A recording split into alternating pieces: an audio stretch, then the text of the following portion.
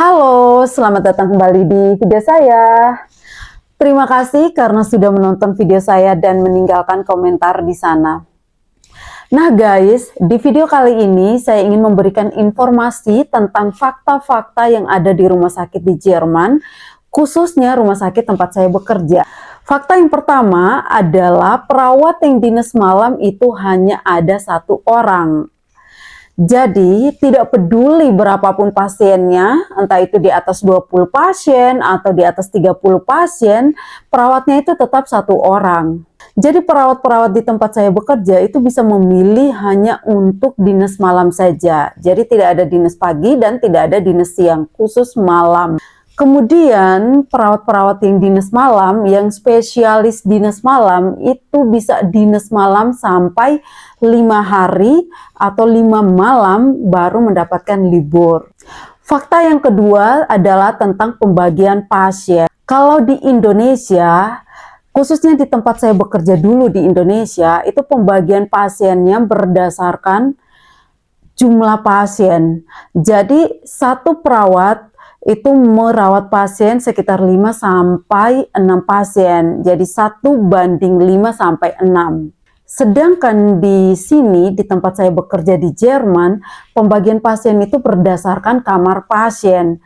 Jadi mereka itu ada pembagian tim depan, tim tengah, dan tim belakang. Jadi ada 3 tim.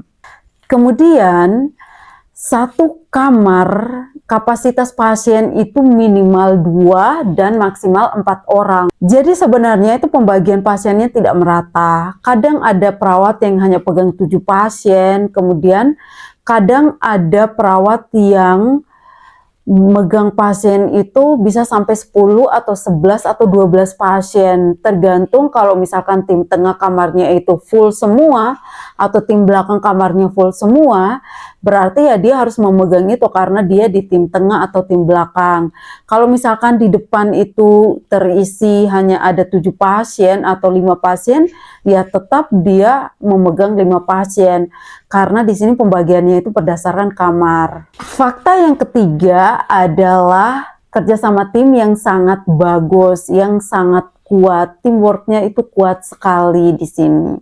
Karena perawatnya kurang, sementara pasiennya itu sampai tumpe-tumpe, jadi mau tidak mau antara sesama perawat itu harus saling membantu begitu. Jadi kalau misalkan ada satu perawat yang sudah selesai dengan tindakannya, dengan tugasnya, misalkan memandikan pasien atau segala perawatannya sudah selesai, maka dia wajib untuk membantu perawat di tim lain. Kenapa ini saya bahas? Karena saya juga punya pengalaman bekerja di Indonesia. Kadang-kadang itu teman-teman kita di Indonesia itu masih punya rasa egoisme begitu. Jadi bel bunyi saja tidak mau disamperin. Fakta yang keempat, fasilitasnya itu sangat bagus. Saya harus mengakui yang satu ini bahwa memang kalau dibandingkan fasilitas di tempat saya bekerja sekarang di Jerman dan di Indo, saya harus mengakui bahwa mereka sangat bagus soal fasilitas. Meskipun ada beberapa hal yang di Indonesia lebih bagus. Meskipun waktu di Indonesia saya bekerja di rumah sakit yang bagus, rumah sakit dengan standar internasional di Jakarta, tapi saya masih mengakui untuk ada beberapa fasilitas yang di tempat saya sekarang itu jauh lebih bagus daripada di Indonesia. Contohnya nih, pulpen. Kenapa saya membahas ini?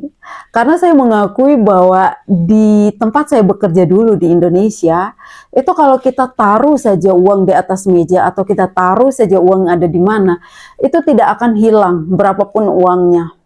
100.000, 50.000 atau berapapun, itu saya yakin tidak akan hilang. Tapi kalau kita simpan pulpen di atas meja, tidak sampai 1 menit sudah hilang.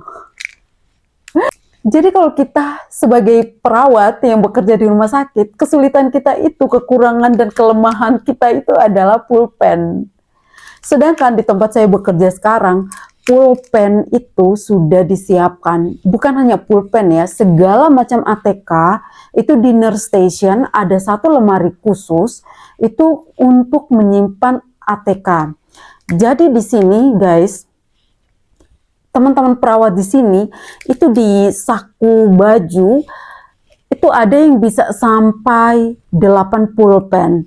Karena kan di sini tuh masih manual untuk isi status pasien, itu masih manual dan masih butuh pulpen merah dan pulpen biru gitu guys. Kemudian butuh juga sama pulpen warna hitam untuk mengisi skala nyeri. Jadi 3 warna pulpen ini, merah, biru, dan hitam, itu sudah wajib ada di saku setiap perawat. Kemudian dibutuhkan juga stabilo berwarna hijau dan juga stabilo berwarna biru. Ini untuk memberikan simbol kepada obat-obat antibiotik, dan stabilo biru untuk memberikan penanda pada obat-obat analgesik. Jadi ini tuh wajib guys. Minimal itu ada 5 yang tercantol begitu di saku suster-suster atau perawat-perawat yang ada di tempat saya bekerja gitu. Dan ini tuh kalau hilang ya sudah, tinggal ambil saja di lemari, di stok. Dan itu tuh sampai tumpet-tumpet di dalam lemari.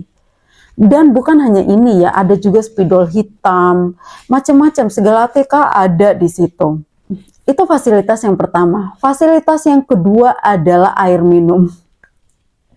Ini juga perlu saya bahas ya, karena saya mengalami sendiri diskriminasi yang ada di Indonesia.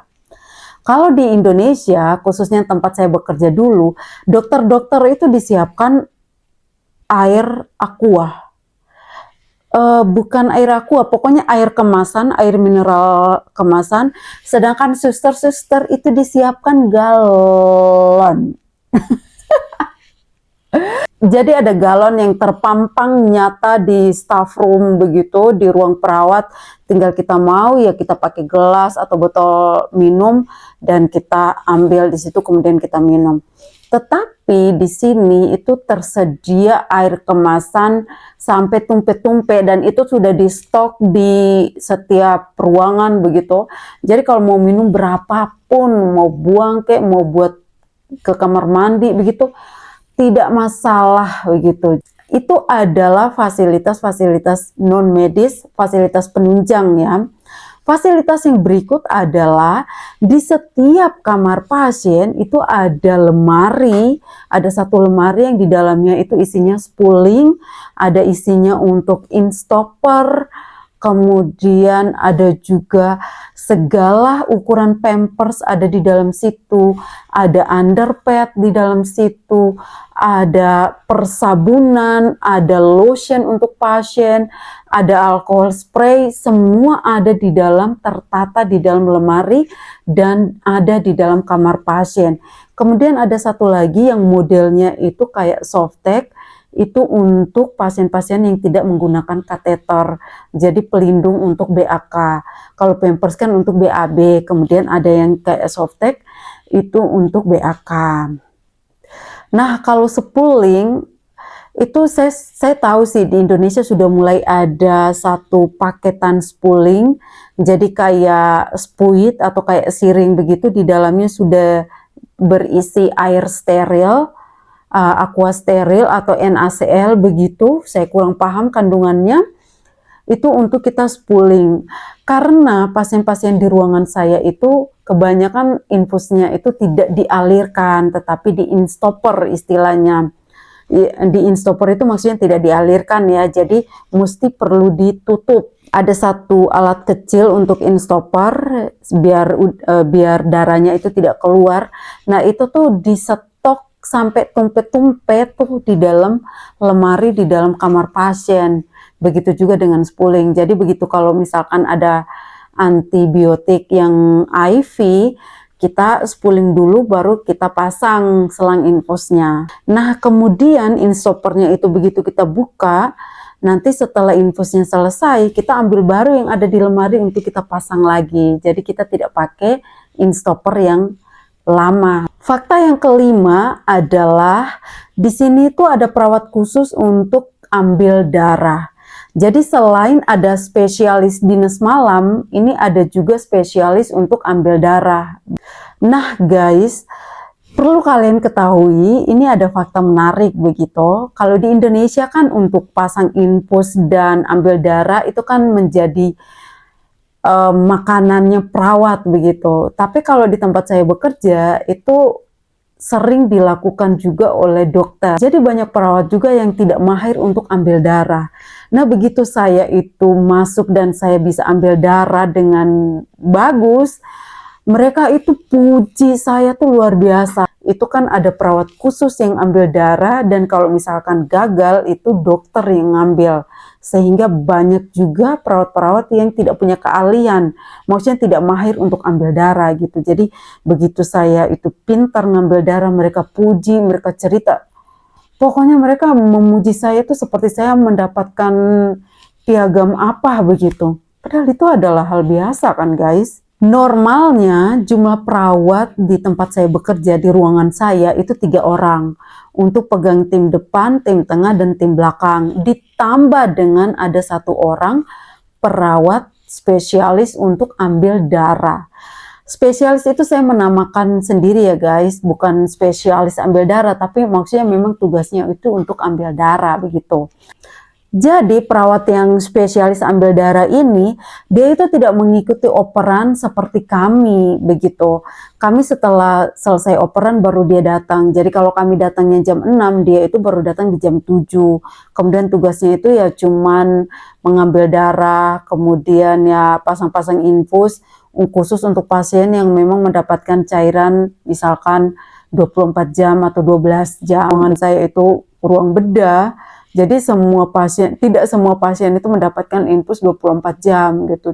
Hanya jika diinstruksikan oleh dokter. Mayoritas pasien di ruangan saya itu in-stopper infusnya. Jadi infus tidak dialirkan. Nah guys, itu saja informasi tentang fakta-fakta yang ada di rumah sakit tempat saya bekerja di Jerman. Nanti kita jumpa lagi di video berikutnya. Bye!